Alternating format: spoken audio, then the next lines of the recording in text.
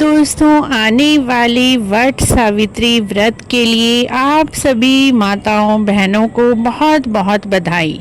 आने वाली 26 मई 2025 दिन सोमवार को इस बार वट सावित्री व्रत रहेगा।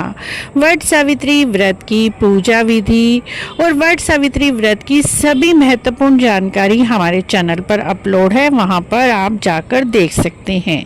इस वीडियो में हम आपको बताने वाले हैं आपको वट सावित्री व्रत में कितने पंखे लेने हैं, एक पंखा लेना है और 2 पंखे लेने हैं, क्या इन पंखों को दान करना है और क्या इन पंखों को हम घर ला सकते हैं और लाने के बाद इनका क्या प्रयोग करें। संपूर्ण जानकारी इस वीडियो में हम आपको देने वाले हैं।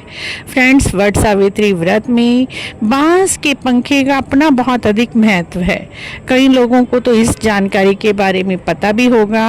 अगर आपको नहीं पता है तो आप आज जान लीजिए कि पंखे का भी विशेष महत्व है।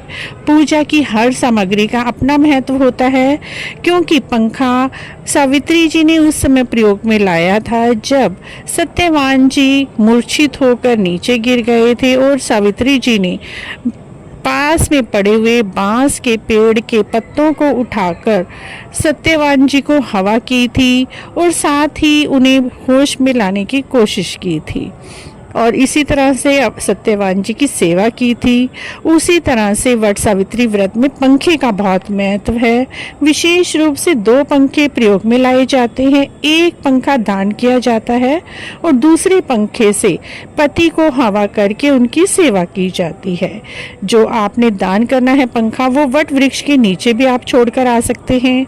चाहे तो उस पंखे के ऊपर आप थोड़ा सा सुहाग का सामान और खाने पीने की कुछ वस्तुएं रखकर अपने से बड़े, जो कि पैर छूने योग्य हैं, यानी जिनके आप पैर छू सकते हैं, अपने से बड़े आपकी सासू जी, ननद, जेठानी, ससुराल पक्ष में जो भी आपके रिश्ते से बड़े हैं, उन्हें आप दान दे सकते हैं।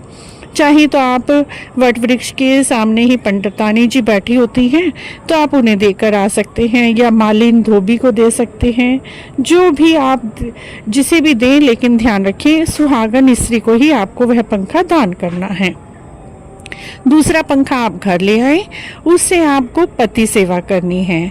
पति को पंखा झलना है और बाद में उस पंखे को आपको कहीं भी इधर उधर नहीं रखना, क्योंकि यह पंखा बड़ा ही शुभ हो चुका है, पूजा में प्रयोग हुआ है। ऐसे में इस पंखे को आप घर में, जब घर में लाइट वगैरह ना हो और हवा की ज़रूरत हो, तब आप इस पंखे को प्रयोग में ला सकते हैं।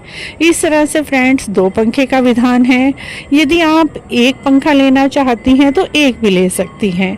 एक पंखे से आप पहले उसे वट वृक्ष के नीचे ले जाइए, एक बार उससे वट वृक्ष को हवा करें, बाद में उस पंखे पर थोड़ा सा हल्दी कुमकुम छिड़क कर, जल छिड़क कर आप घर ले आए।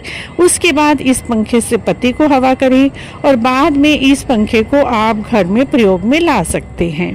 तो फ्रेंड्स, अपने घर की परंपरा के अनुसार आप 1 या 2 जैसा मन चाहे उतने पंखे प्रयोग में लाएं।